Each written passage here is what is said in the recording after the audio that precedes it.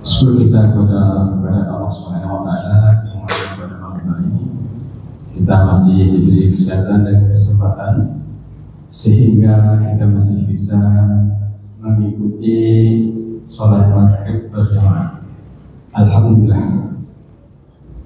Sholat serta salam kepada Nabi besar kita Nabi Muhammad SAW. Ucapan Allahumma shalli ala sayyidina Muhammad wa ala ali sayyidina Muhammad.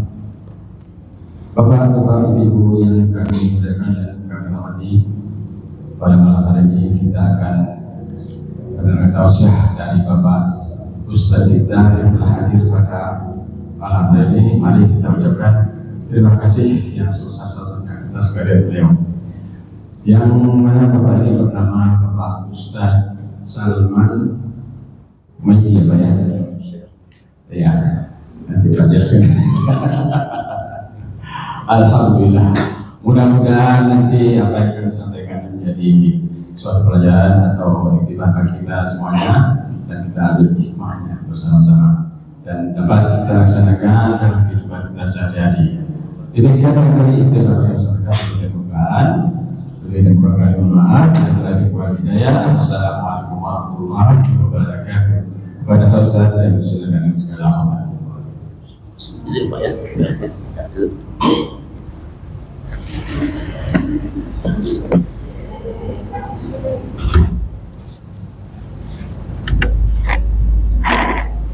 Ibu-ibu, sebelum kita mengaji, itu lebih utamanya untuk ke depan ibu-ibu ya, lebih utama.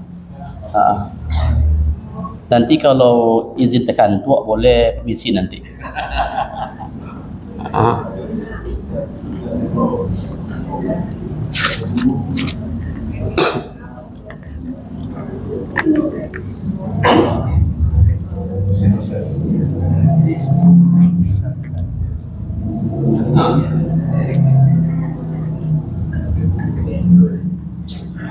Assalamualaikum warahmatullahi wabarakatuh. Waalaikumsalam warahmatullahi wabarakatuh. A'udzu billahi minasy syaithanir rajim. Bismillahirrahmanirrahim. Alhamdulillahi wa kafa. Wassalatu wassalamu 'alan nabiyil mustafa. Asyhadu an la ilaha illallah wahdahu la syarika lah wa asyhadu anna Muhammadan 'abduhu wa rasuluh. Allahumma salli wa sallim wa barik ala sayyidina Muhammad wa ala alihi wa ashabihi ajma'in. Amma ba'd. Isma'u qala Allah ta'ala fi kitabil karim. A'udzu billahi minasy syaithanir rajim. Bismillahirrahmanirrahim. Ya ayyuhalladzina amanu ista'inu bis-sabri was-salah. Innallaha ma'as sabirin.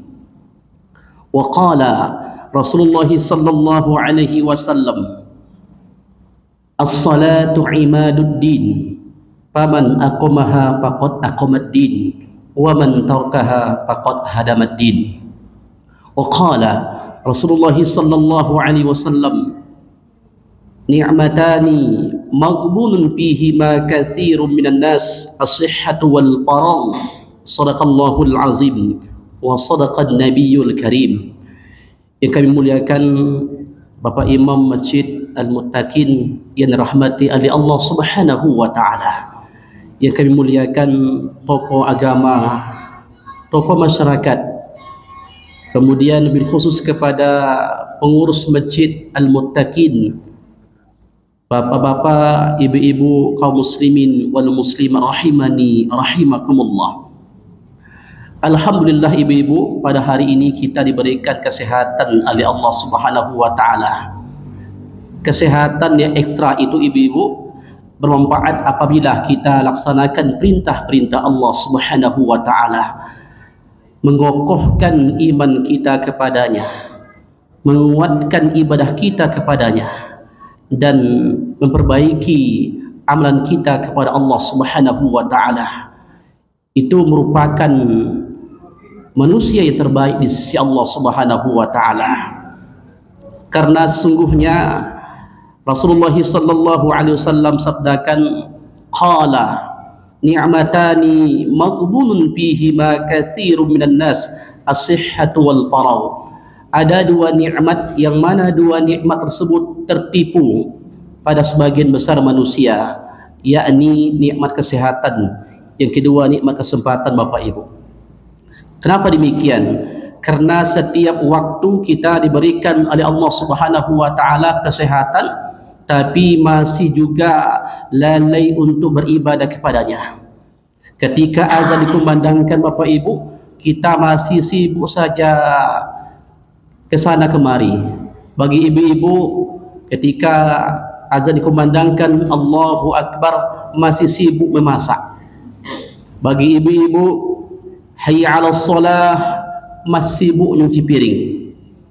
Qad qamatis shalah, masih sibuk memperbaiki berkakas rumah tangga. Betul Bu? Kapan kita memenuhi panggilan Allah Subhanahu wa taala itu?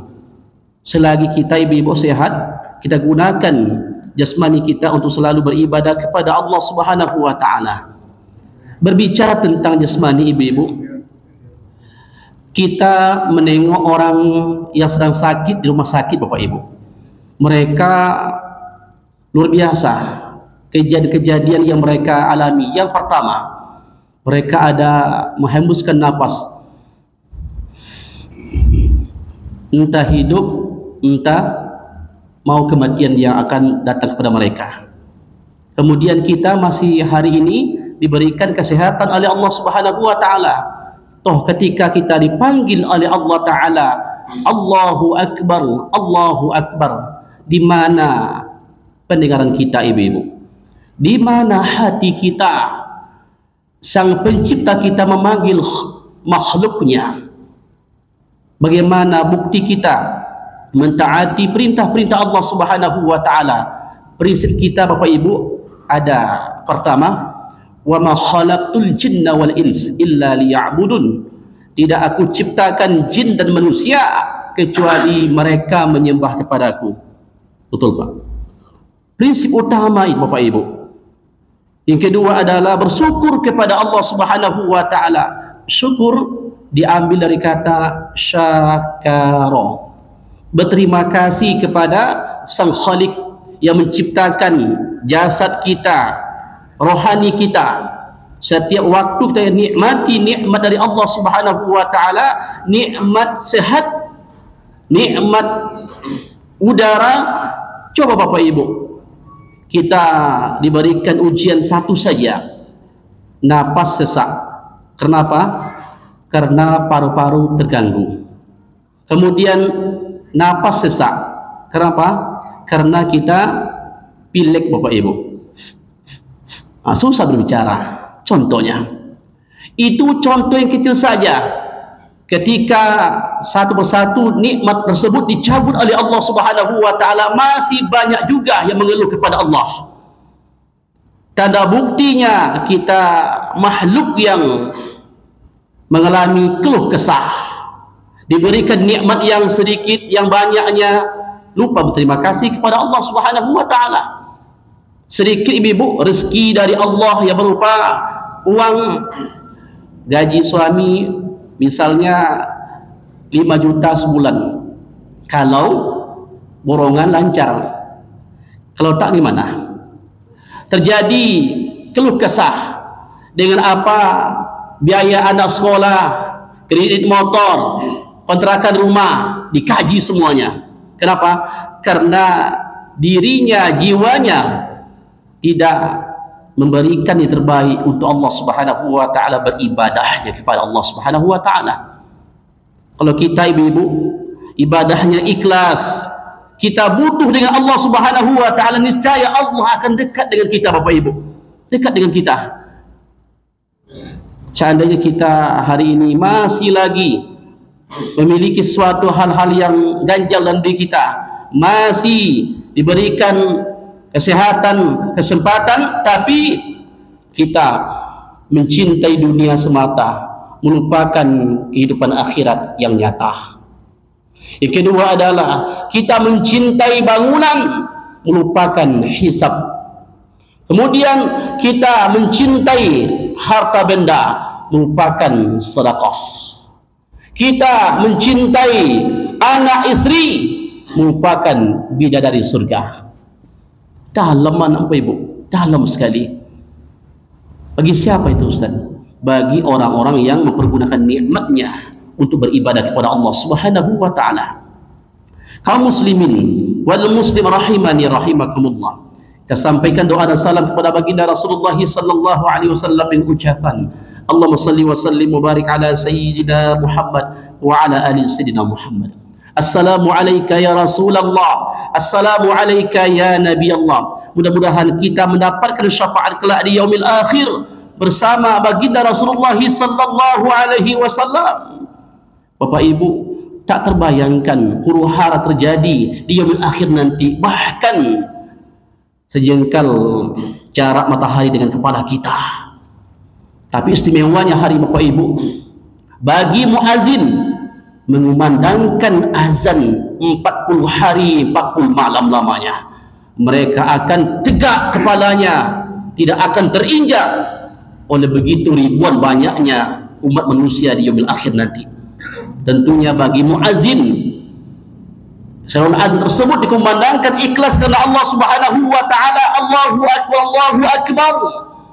Mereka orang yang mendengarnya datang ke masjid, mengimarahkan rumah Allah Subhanahu wa taala, maka pahalanya ada dua. Pahala untuk orang yang menggunakan azan, yang kedua adalah pahala untuk jemaah yang hadir di rumah Allah Subhanahu wa taala ini.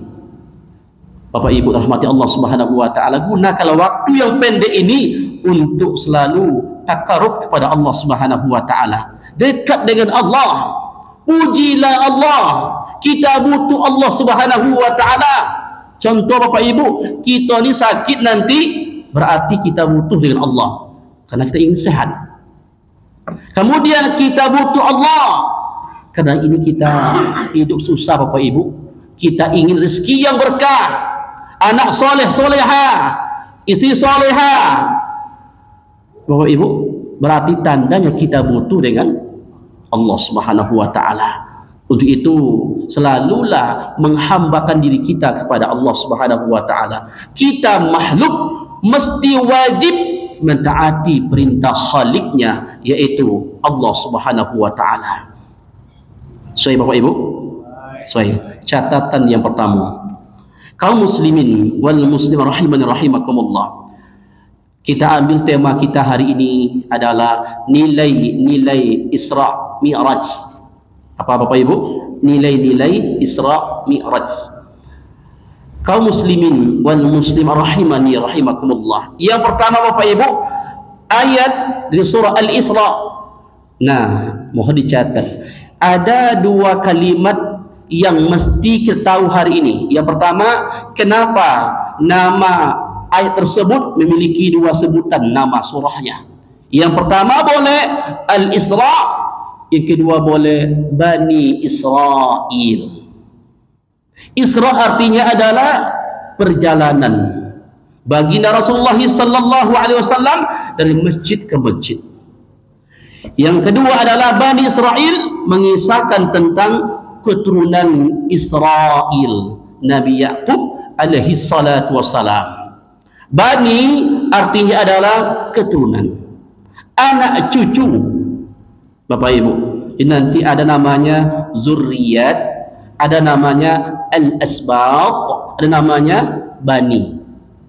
Jadi nanti kalau berkembang dia, maka namanya bani, keturunan-keturunan dari Nabi Yaqub alaihi salatu wassalam. Ada istilahnya zurriyat Nabi Muhammad sallallahu alaihi wasallam dari keturunan Fatimah Az-Zahra sampai saat ini, zuriyat.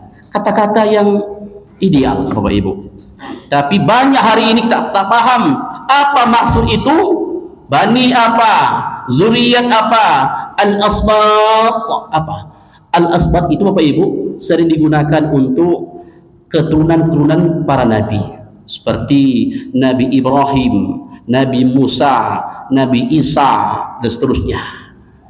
Maka menggunakan istilah dalam Al-Quran Al-Asbat, artinya sama, keturunan-keturunan. kaum muslimin wal muslim rahiman rahimakumullah. Yang pertama poinnya adalah subhana.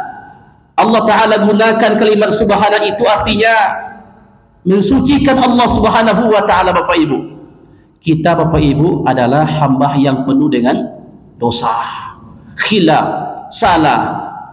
Manusia ini definisinya adalah dua. Yang pertama khata, yang kedua adalah nisyan. Pak Ibu, apa artinya?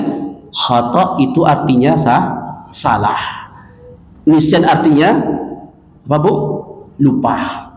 Jadi kalau kita lupa, salah, maka mesti menyempurnakan perkara-perkara ibadah kita kepada Allah Subhanahu wa Ta'ala dengan cara mensucikan Allah Subhanahu wa Ta'ala setiap waktu kita. Pagi kita mengagungkan Allah Subhanahu wa Ta'ala, siang kita bertasbih kepada Allah Subhanahu wa Ta'ala, malam kita memuji Allah Subhanahu wa Ta'ala. Selalu hidup kita ini meliputi dengan mengagungkan, mensucikan, bertasbih, bertahmid, bertakbir kepada Allah Subhanahu wa Ta'ala, Bapak Ibu.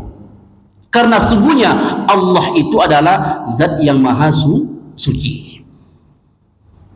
Yang kedua Bapak Ibu, ada kalimatnya yaitu abdi, artinya hamba. Hamba ini yakni Muhammad sallallahu alaihi wasallam. Kenapa demikian Ustaz? Karena hamba yang taat itu adalah Nabi Muhammad sallallahu alaihi wasallam yang tak pernah berbuat salah, digelar dengan Al-Amin, manusia maksum, tak pernah berbuat salah, khilaf dan dosa, dipelihara oleh Allah Subhanahu wa Ta'ala. Bahkan 3 kali dadanya dibedah oleh Jibril alaihi salatu wassalam. Yang ketiganya, yang seterusnya ada ketika peristiwa Isra Mi'raj, Nabi Muhammad sallallahu alaihi wasallam dibasuh dengan air Zam-Zam, kemudian ditaruh dengan bejana emas dari surganya Allah Subhanahu wa Ta'ala, kemudian diisi dengan hikmah dan iman. Kan luar biasa Bapak Ibu.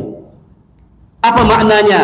Nabi sallallahu alaihi wasallam mau menghadap Tuhannya Allah Subhanahu wa Ta'ala mesti dalam keadaan suci Bapak Ibu, walaupun beliau sudah maksum, terpelihara dari dosa dan khilaf dan salah. Kita ini cerminan hari ini adalah kita punya banyak salah, dosa, khilaf.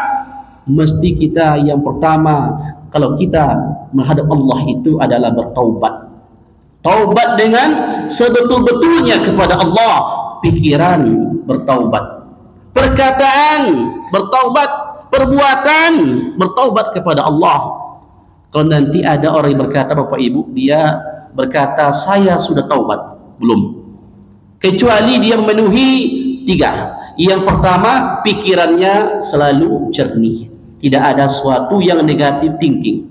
Kemudian ucapannya lurus, ucapannya baik-baik, ucapannya tak pernah bohong, tak pernah bergunjing, tak pernah memfitnah, tak pernah mencemooh, tak pernah menebarkan hoax. Bapak Ibu, kita hari ini bercermin sebenarnya.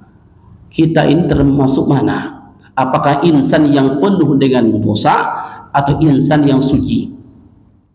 Kalau dosa Bapak Ibu, maka bertaubatlah kepada Allah Subhanahu wa Ta'ala. Kemudian perbuatan kita penuh khilaf, dosa, hina, maka untuk itu kembalilah kepada Allah Subhanahu wa Ta'ala. Bapak Ibu, cara cemana Ustaz? Caranya ada 4. Yang pertama adalah mahabbah. Mahabbah, mencintai Allah Subhanahu wa Ta'ala sepenuh hati Bapak Ibu. Salat kita karena Allah Subhanahu wa Ta'ala, kemudian sedekah kita karena Allah Subhanahu wa Ta'ala, puasa pun lillahi ta'ala, bukan karena manusia Bapak Ibu.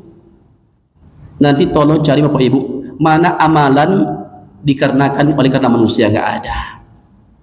Kecuali nanti orang-orang yang mohon maaf Bapak Ibu, orang yang munafik, bekerja karena mengharap upah, kemudian mengharap pangkat, mengharap jabatan. Kalau tidak ada atasan dia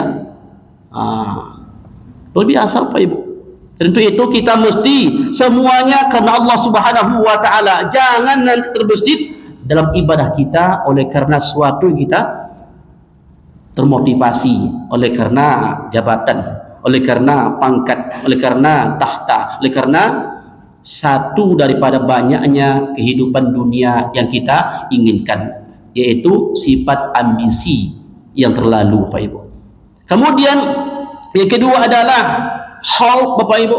Khauf itu adalah merasa takut kepada siksa dan dosa yang diperbuat oleh hamba kepada Allah Subhanahu wa taala. Khauf, Bapak Ibu. Kalau kita masih berbuat salah, dosa, kemudian dekat maksiat, maka belum dikategorikan orang yang khauf. Khauf itu, Bapak Ibu, pernah Bapak Ibu dengar tentang 7 golongan orang yang mendapatkan syafaat di yaumil akhir nanti, kecuali satu orang di antaranya, yaitu ketika seorang pemuda yang dirayu oleh wanita cantik rupawan, maka dia berkata, Bapak Ibu, faqala inni akhafullah, aku takut kepada Allah Subhanahu wa taala. Itu daripada kalimat khauf dalam hadis baginda Rasulullah sallallahu alaihi wasallam. Itu baru bagi pemuda, pemudi, remaja, remaji, Bapak Ibu. Terus bagaimana dengan orang tua hari ini, Bapak Ustaz? Contohnya adalah kita ada sesuatu yang kita dapatkan, Bapak Ibu, dari materi kita, maka nanti Bapak Ibu pilih-pilihlah yang mana yang mesti kita ambil. Kalau subhat jangan diambil, Bapak Ibu. Kalau halal ambillah, kalau mubah silakan ambil. Tapi ingat, subhat dengan haram tidak boleh kita ambil. Itu contoh, Bapak Ibu. Takut kita berbuat dosa, takut kita kepada siksaan Allah Subhanahu wa taala. Yang kedua, yang ketiga, Bapak Ibu, adalah selalu raja. Raja adalah penuh harap kepada Allah Subhanahu wa taala. Harap kita, Bapak Ibu. Nah, kita kalau ingin, Bapak Ibu, bekerja dengan ikhlas, tulus hati, kita mengharapkan yang pertama adalah keberkahan rezeki. Betul, Pak? Bukan banyaknya uang, bukan mewahnya mobil, bukan megahnya rumah, tapi kita inginkan adalah keberkahan rezeki kita di sisi Allah Subhanahu wa taala.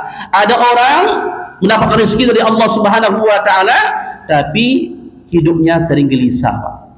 Betul enggak, Pak? Gelisah hidupnya, tidurnya tak nyenyak, makannya tak lahap, kemudian bawaannya pengen mati saja. Kenapa? Karena kehidupannya tidak ada raja sekalipun dari hati yang berkecilnya kepada Allah Subhanahu wa taala, Bapak Ibu. Untuk itu rajaklah, penuh haraplah kepada Allah Subhanahu wa taala. Singkat, yang keempat, Bapak Ibu, tawakal kepada Allah Subhanahu wa taala, berserah diri kepadanya, Bapak Ibu. Nah, kita adalah makhluk yang lemah, tak punya apa-apa. Dari kecil, dari ketek, Bapak Ibu, kita tak bisa berjalan, ditatah-tatikan oleh kedua orang tua kita. Kemudian kita remaja, dewasa, punya rumah, punya sesuatu kita inginkan. Maka untuk itu, Bapak Ibu, kita bertawakallah kepada Allah Subhanahu wa taala. Serahkan semuanya kepada Allah. Contoh bagi yang hari ini ikut P3K, dia sudah belajar, dia sudah mengikuti tes, kemudian dia sudah berdoa. Untuk itu jangan lupa tawakal, serahkanlah dirinya kepada Allah Ta'ala semuanya. Allah yang menentukan, nasibnya baik, alhamdulillah. Kalau tak lulus, alhamdulillah. Jangan umpan Allah, Pak. Jangan umpan Allah Ta'ala, tidak boleh. Itu mungkin belum rezekinya. Mesti kita tawakallah kepada Allah. Fa iza azamta fatawakkal 'ala Allah. Innallaha yuhibbul mutawakkilin. Allah Ta'ala suka kepada orang-orang yang bertawakal. Setiap waktunya bekerja dia bertawakal, kemudian berusaha, beramal, tawakal. Duduk di masjid, Bapak Ibu, kita pengennya adalah ridha Allah, rahmat Allah, kemudian Bapak Ibu, ilmu dari Allah Subhanahu wa taala. Ustaz, kami duduk di masjid tidak dapat ilmu, Pak Ustaz. Susah nangkapnya. Dapat yang pertama, hilang yang kedua. Dapat yang ketiga, hilang yang keempat, dan seterusnya, Bapak Ibu.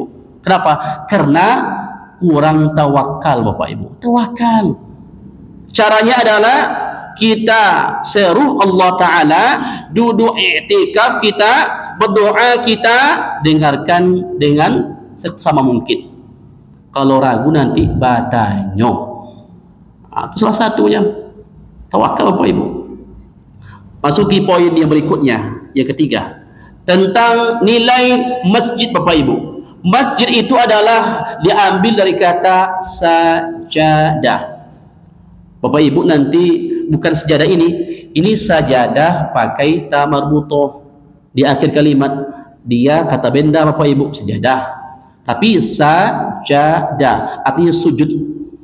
Masjid itu diambil dari kata sajadah, yang masjid itu sendiri yaitu isim makan, tempat. Tempat. Apa fungsinya? Fungsinya adalah satu, untuk beribadah kepada Allah Subhanahu wa Ta'ala. Yang kedua, untuk pendidikan rohani Bapak Ibu. Kemudian untuk kesehatan, untuk sosial masyarakat, untuk politik juga. Tapi jangan politik hati-hati. Nanti kan pai semayang subuh kita pada subuh Senin besok, tahu-tahu datang orang kerumunan banyak, dikasih kita uang, namanya serangan pajar namanya. Nah itu gunanya Pak. Tapi adalah kita atur strategis politik untuk memenangkan Islam yang sejati itu. Setuju Pak Ibu? Kalau ada hari ini orang-orang yang mengharamkan politik di masjid, maka itu sama dengan dia mewarisi warisan Belanda Bapak Ibu. Belanda tak mau dia Islam itu berkembang. Masa Belanda tahu hukumnya haram politik itu, kita percaya juga Bapak Ibu. Itu bahaya. Hati-hati. Untuk itu kalau ada nanti menyampaikan tentang masalah kesehatan, ayo dengarkan. Masalah sosial, budaya, yuk dengarkan. Masalah politik, yuk simak dengan baik-baik Bapak. Itu fungsi, multifungsi masjid itu. Kemudian Bapak Ibu, untuk menjamu tamu Bapak Ibu, di fungsi ini. Jadi nanti kalau ada orang yang pergi jauh Bapak Ibu, musafir dia, maka nanti ada tempat khususnya untuk dia beristirahat. Multifungsi. Selain untuk, ini mohon maaf, jangan kita kira orang yang masuk ke masjid ini adalah orang pejabat. Tidak, tak ada beda pangkat, golongan A, B, C, D, E terakhir. Kalau profesor Pak Ibu, golongan terakhir tuh. Yang lain tidak ada lagi. Untuk itu, kalau kita butuhkan ruangan tempat orang pejabat di masjid ini, tak ada. Semuanya sama. Apa buktinya? Sab ini Bapak Ibu, silakan isi sab yang terdahulu, yang datang terdahulu, yang isi sab. Tapi dengan catatan 3. Yang pertama adalah jaga adab selama masuk ke masjid. Yang kedua adalah jaga kesucian masjid. Yang ketiga adalah jaga cara berbusana di dalam masjid. 3. Kalau ingin duduk di hadapan saf yang paling awal, hati-hati Bapak Ibu.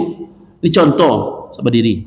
Ada orang ketika duduk di depan, kemudian pakaiannya memang rapi, suci, bersih, tapi mohon maaf dia pakai lengan pendek, pakai jeans, kemudian Allahu Akbar, ruku dia, nampak pula auratnya Bapak Ibu. Ini hati-hati. Semuanya tak ada pangkat Bapak Ibu, jabatan tak ada juga. Tapi adalah tengok 3 hal tadi Bapak Ibu. Jangan kepedean, maju ke depan, tapi nak perhatikan 3 itu.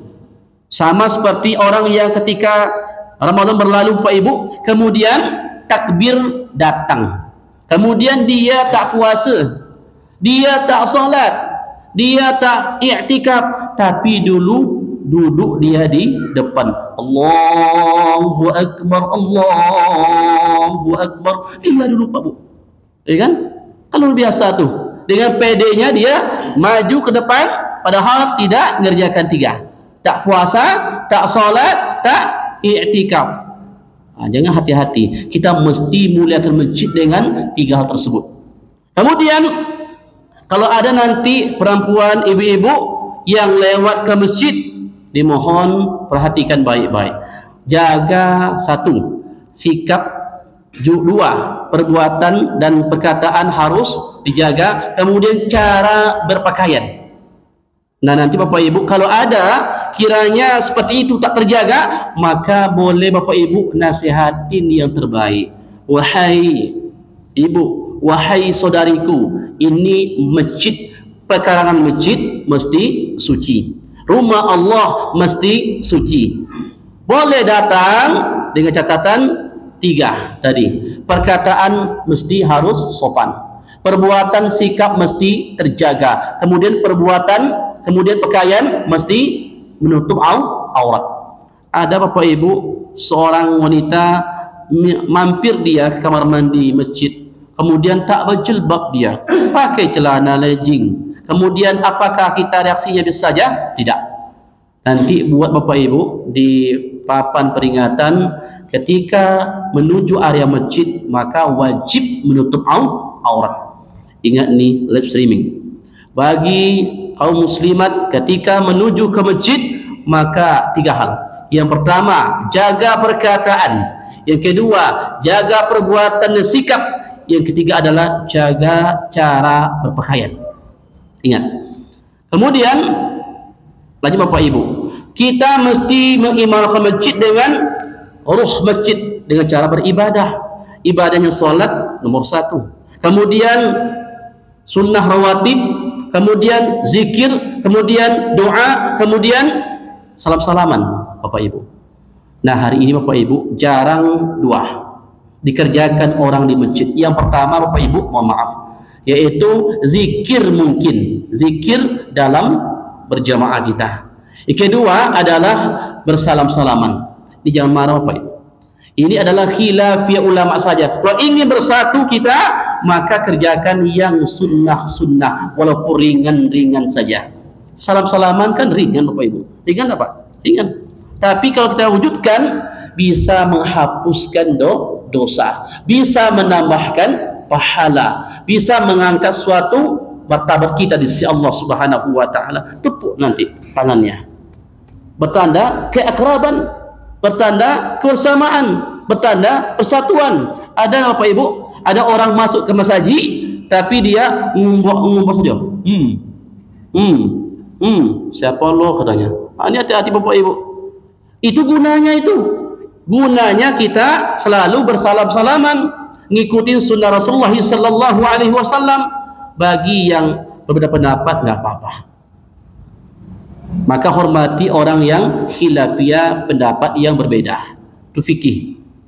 Tapi kalau ada orang yang menyalahkan pendapat satu dan lainnya, maka ingat, kita tidak mesti Bapak Ibu memaksa kehendak kita di hadapan orang banyak. Yang baru jangan coba-coba dibuat kalau dia tahu dalilnya.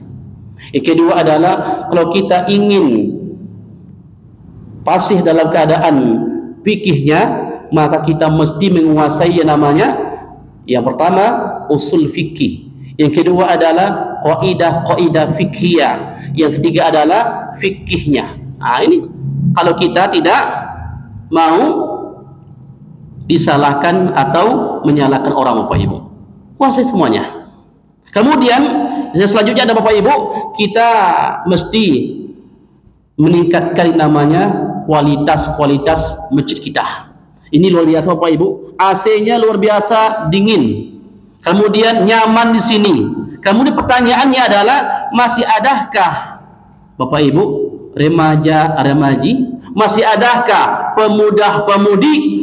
Kita lihat pada hari ini ternyata adalah kaum bapak-bapak, ibu-ibu. Tapi tidak mengapa. Ingat, pemuda-pemudi harapan bangsa, generasi Islam pada hari ini, ketika kita diberi kepercayaan umat, maka laksanakanlah, imarahkanlah masjid Allah Subhanahu wa taala, niscaya Allah akan mencintai kita, insya Allah. Kaum muslimin wal muslim rahimani rahimakumullah. Kemudian yang selanjutnya Bapak Ibu, kita ambil nilainya, kita mesti yaitu menengok, yaitu Bapak Ibu harapan kita, harapan. Ustadz, dulu Rasul diperlihatkan yang namanya surga. dan neraka. Bapak Ibu, pengen surga? Pengen. Apa caranya? As-salatu miftahul jannah. Salat apa Ibu? Salat kita mesti laksanakan segala rukun-rukun salat. Kemudian sunnah-sunnah dalam salat. Kemudian makruh-makruh dalam salat diketahui oleh kita, dan batal-batal dalam salat kita tahu semuanya. Tapi banyak orang ibu yang melanggar dua perkara. Yang pertama adalah dia tak tahu bagaimana makruh-makruh dalam salat. Dia langgar, tapi dia mau surga juga. Kemudian dia langgar batal-batal dalam salat, tapi dia mau surga juga. Bagaimana logika Bapak Ibu? Dia mau surga tapi salatnya masih amradul, tak sempurna Bapak Ibu. Untuk itu 3. Bapak Ibu, kalau kita ingin salat kita khusyuk, 3. Yang pertama, sempurnakanlah rukun qalbi, kemudian rukun qauli, kemudian rukun fi'linya. Nah, Bapak Ibu nanti dipelajari bagaimana status rukun qalbi itu yang berupa niat. Yang kedua, rukun qaulinya yang berupa membaca Al-Fatihah dan seterusnya. Kemudian yang mana rukun qauli fi'linya Bapak Ibu. Fi'li itu berupa gerak-gerik seperti rukuknya, kemudian i'tidalnya, kemudian sujudnya, itu rukun fi'linya Bapak Ibu. Sempurnakanlah kalau ingin surga di hadapan mata kita Bapak Ibu. Kemudian kita masuki Bapak Ibu, kita ingin khusyuk dalam salat. Yang pertama adalah mempersiapkan diri untuk salat. Kita lakukan berwudu sudah, bersiwak sudah. Kemudian Bapak Ibu jangan lupa yakni membaca ta'awuz. A'udzubillahi minasyaitonir rajim. Yang kedua kita berdoa paling sekurang-kurangnya adalah membaca surah An-Nas. Qul a'udzu birabbin nas, malikin nas, ilahin nas, min syarril waswasil khannas, allazi yuwaswisu fi sudurin nas, minal jinnati wan nas. Baca Bapak Ibu. Baru kita melapaskan niat dengan takbir kita. Allahu Akbar. Bapak Ibu, ini ada perbedaan pendapat. Boleh niat itu adalah ketika mengangkat takbir. Yang kedua, sebelum mengangkat takbir. Nah, pertanyaannya hari ini, Bapak Ibu biasanya menggunakan cara yang mana? Ketika atau sebelum mengangkat takbir? Bersamaan atau ketika atau sebelum? Sebelum. Nggak apa-apa Bapak Ibu.